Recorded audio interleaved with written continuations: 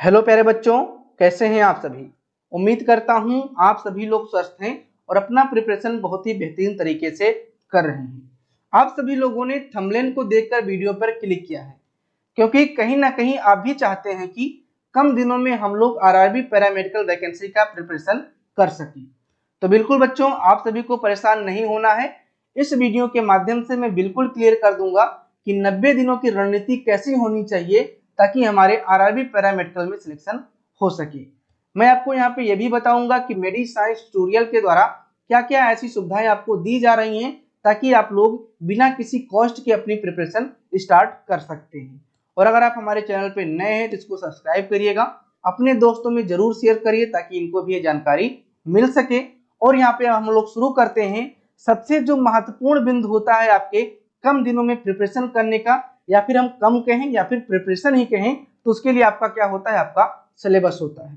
तो आपके सिलेबस की जो एनालिसिस है बच्चों, वो आपको बहुत ही बेहतरीन तरीके से होनी चाहिए। आपको यहाँ पे पता होना चाहिए कि आपके सिलेबस में क्या क्या पूछा जाएगा, कितने पैटर्न में आपका एग्जाम होगा। जैसे मैं अगर पैरामेडिकल की बात करूंगा तो आपके दो पार्ट में आपके एग्जाम होने वाले हैं। एक आपका होगा टेक्निकल पोर्शन और दूसरा आपका जो होगा वो आपका नॉन टेक्निकल पोर्शन होगा। जो टेक्निकल पोर्शन है इसमें आपके 70 नंबर के प्रश्न पूछे जाएंगे और आपका जो नॉन टेक्निकल का पोर्शन है इसमें आपको 30 नंबर के प्रश्न पूछे जाएंगे। बच्चों, मैं आपको यहाँ पे बता देना चाहता हूँ कि जो 70 नंबर का प्रश्न है ये आपके मार्क को बढ़ाता है, मतलब कि आपका नंबर को इंक्रीज करता है। और ये जो 30 नंबर का मार्क होता है ये आपके सिलेक्शन को दिलाता है। इसीलिए आप लोग जब भी प्रिपरेशन स्टार्ट करिए तो आप लोग 70 और 30 दोनों को लेकर चलिए। और अगर आपका 70 जो है वो स्ट्रांग है तो आप लोग 30 वाले पे अपना फोकस ज्यादा करना यहाँ पे शुरू कर दीजिए। तो पहले पॉइंट क्या रहेगा, सबसे पहला पॉइंट आपको ये करना है कि आपका जो सिलेबस है इसका एक फोटो कॉपी अपना निकलवा लीजिए और अपने पास में ही रखिए कि मेरा क्या क्या पॉइंट जो है वो आपका क्लियर होता चल रहा है, इसका पता आपको चलता रहे। दूसरी बात यह है कि अगर आपको कम दिनों में प्रिपरेशन करना है तो उसके लिए एक पॉइंट होता है आपका PYQ, यानी कि प्रीवियस ईयर क्वेश्चन पेपर।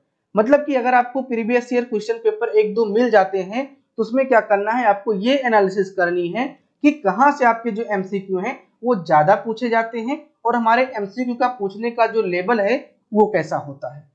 ठीक है, क्योंकि क्या होता है कि कभी कभी आप लोग बहुत ही डीप में चले जाते हो प्रिपरेशन करते करते और जो प्रश्न पूछा जाता है बहुत ही बेसिक सा पूछ लिया जाता है, तो क्या होता है कि आप वहां भी रॉन्ग हो जाते हो।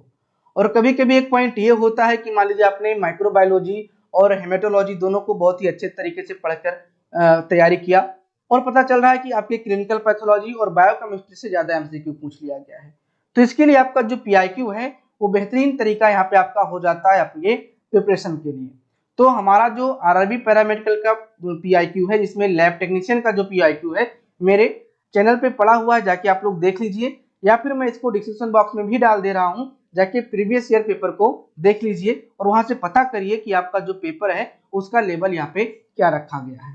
इतना पॉइंट आपको क्लियर हो गया होगा कि कम दिनों में तैयारी करने के लिए सबसे महत्वपूर्ण जो बिंदु होता है वो आपका होता है सिलेबस का एनालिसिस।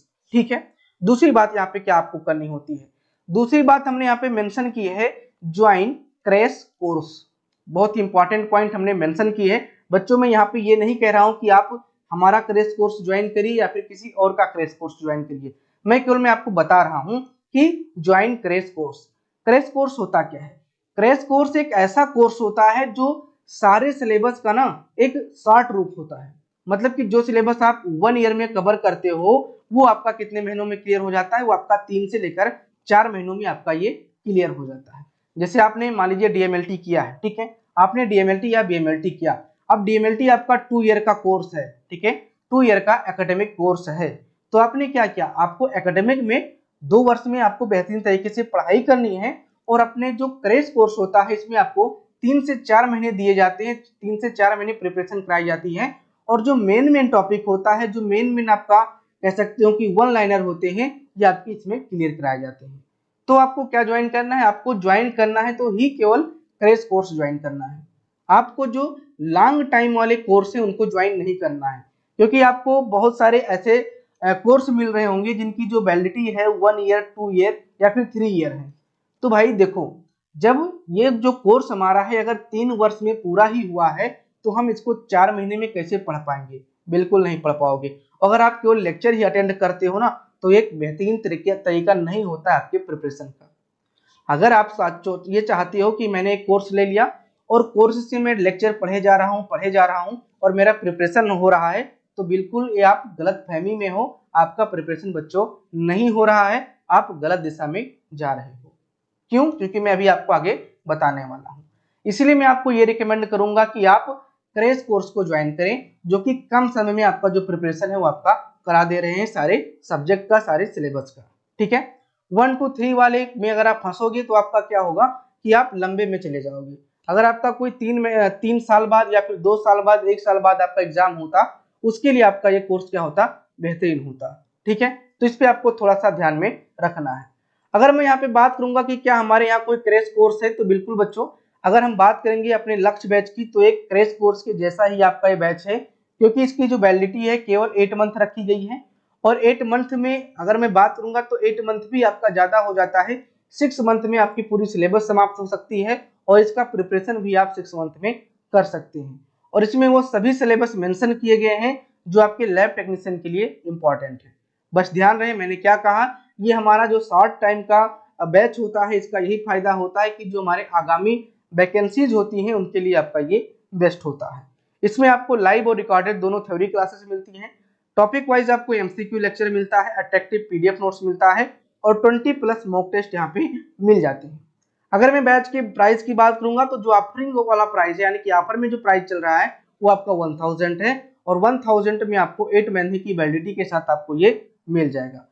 प्ले स्टोर पे आप हमारे एप्लीकेशन को सर्च करेंगे तो वहां पे आपका मिल जाएगा, जाके डाउनलोड करिए और बैच को परचेज कर सकते हो अगर आप लोग चाहते हो तो। कोई फोर्स यहाँ पे नहीं है, क्योंकि हमने ज्वाइन क्रैश कोर्स के बारे में बताया था, इसीलिए थोड़ा सा मैंने इसको कवर कर दिया। ठीक है, अगर बच्चों आपके पास क्रैश कोर्स का पैसा नहीं है, समय नहीं है, वीडियो देखने का टाइम नहीं है, तो ठीक है, अब यहाँ पे आपको शुरू करना है अपना प्रिपरेशन। कैसे करना है? आपको यहाँ पे करना है daily subject wise MCQ analysis के साथ। ये जो आपका डेली सब्जेक्ट वाइज एमसीक्यू है, ये काम क्या करता है? देखिए, मान लीजिए आपने हेमेटोलॉजी का जो है सब्जेक्ट चूज किया।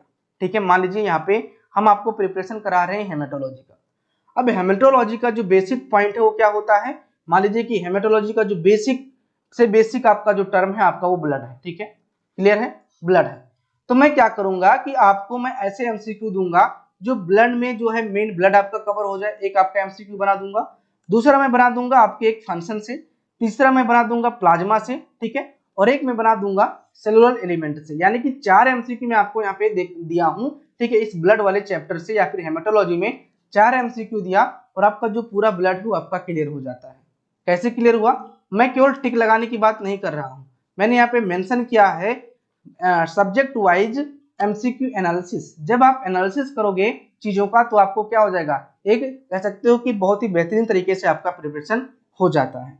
तो इस तरह से क्या हुआ कि एक ही मतलब कि 1 से लेकर 3 प्रश्नों में आपका पूरा जो ब्लड का फिजियोलॉजी है वो इंड हो जाता है।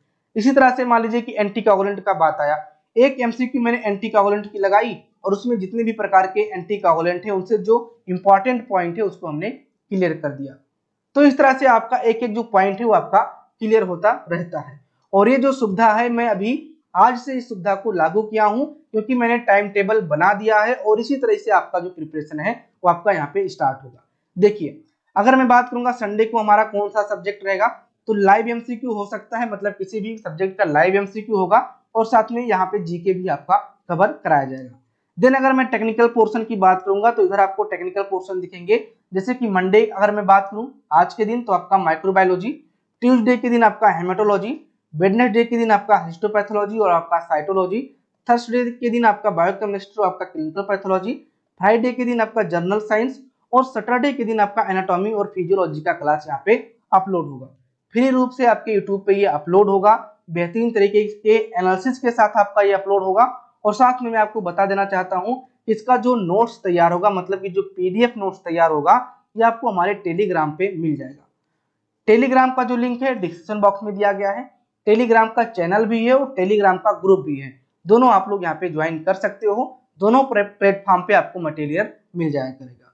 तो ये जो हमने आपको 2 दिन पहले बताई थी कि हम लोग प्रिपरेशन कैसे स्टार्ट कर रहे हैं, उसी का बेस यहाँ पे हमने आपको क्लियर कर दिया है कि MS साइंस ट्यूटोरियल जो है वो आप यहाँ पे लॉन्च कर दिया है अपना जो है फ्री रूप से MCQ एनालिसिस। बात आपको क्लियर है। दूसरी बात, हमने यहाँ पे एक प्लेलिस्ट भी बना दी है। क्या बना दिया है? एक प्लेलिस्ट बना दिया है RRB पैरामेडिकल के नाम से बच्चों, ठीक है।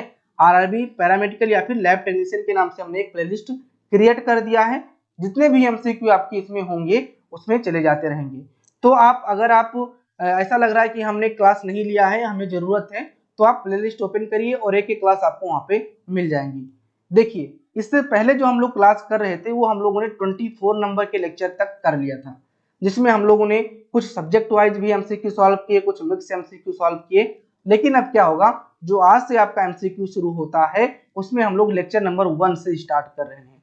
और ये जो हमारा 1 से स्टार्ट हो रहा है, ये हमारा टारगेट रहेगा 90 डेज का, 90 दिनों का, क्योंकि हम चाहते हैं कि 3 महीने में आपका जो प्रिपरेशन है बेहतरीन तरीके से हो सके।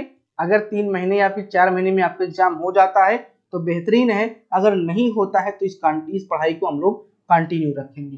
ठीक है, बात आपको यहाँ तक बच्चों क्लियर है? तो क्या हुआ, अगर आपने ऐसा कुछ नहीं किया, क्रैश कोर्स नहीं ज्वाइन किया, कोई बैच नहीं ज्वाइन किया है, तो आपको शुरू करना है daily subject wise MCQ analysis. बात आपको क्लियर है? ठीक है सर, मैं यहाँ पे ये भी कर लूंगा। अब क्या करना है, जो आपका चौथा पॉइंट है आपका लिखा है क्रिएट शॉर्ट नोट।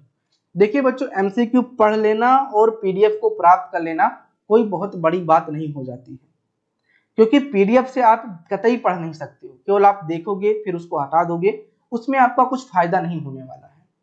लेकिन जब आप एक शॉर्ट नोट क्रिएट कर लेते हो तो उसके लिए आपको बहुत ही बेहतरीन साबित होता है, क्योंकि जब भी आप रिवीजन करना चाहोगे अपनी कॉपी पलटोगे और ये चीजें आपको मेंशन मिल जाएंगी। ठीक है, तो कैसे आपको शॉर्ट नोट क्रिएट करना है पहले मैं आपको ये बता देता हूं। देखिए, एक मैंने शॉर्ट नोट क्रिएट किया है।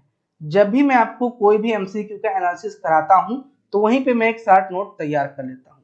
ये मेरे लिए थोड़ा सा बेनिफिशियरी हो जाता है कि कभी मैं रैंडमली बैठा रहता हूं, अगर मैं देखना चाहता हूं तो मुझे क्लियर हो जाता है कि एक्चुअली में क्या, कहां से क्या चीजें होती हैं। देखिए यहाँ पे क्या मेंशन है, यहाँ पे मेंशन है पहले का C। तो हम भूल चुके हैं कि पहले का C का कौन प्रश्न था, मतलब कि पहले का C सही था तो कौन सा प्रश्न था, इससे हमको मतलब नहीं है। हमें मतलब है हमारे इस एनालिसिस से।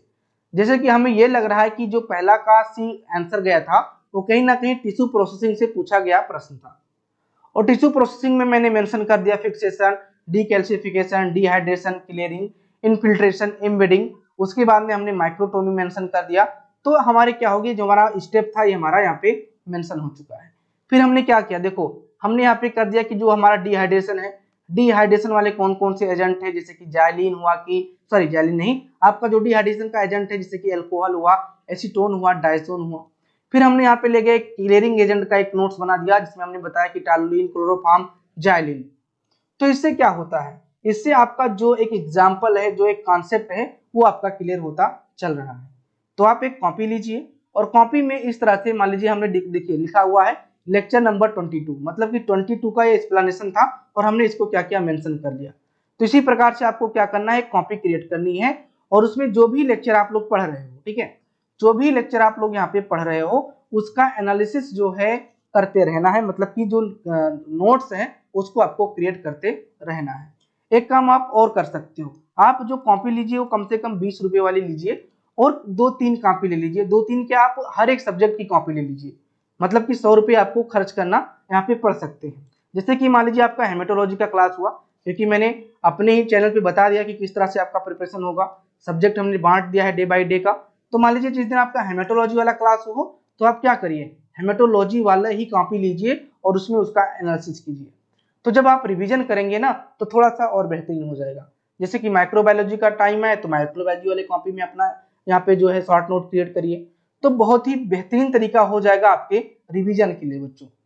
और यहाँ पे मैं बता देना चाहता हूँ कि चौथे के बाद जो 5वां स्टेप होता है कम दिनों के प्रिपरेशन का, वो आपका यहाँ पे क्या होता है, वो आपका रिवीजन ही होता है। क्योंकि मान लीजिए आप लोगों ने MCQ सॉल्व कर लिया, आपने कोई मतलब कि कोई नोट्स नहीं क्रिएट किया, फिर आप रिवीजन कैसे करोगे, तो प्रीवियस जो चीजें रहेंगी वो आपकी फिर भूलती हुई चली जाएंगी, कोई मतलब नहीं हुआ आपके पढ़ने का।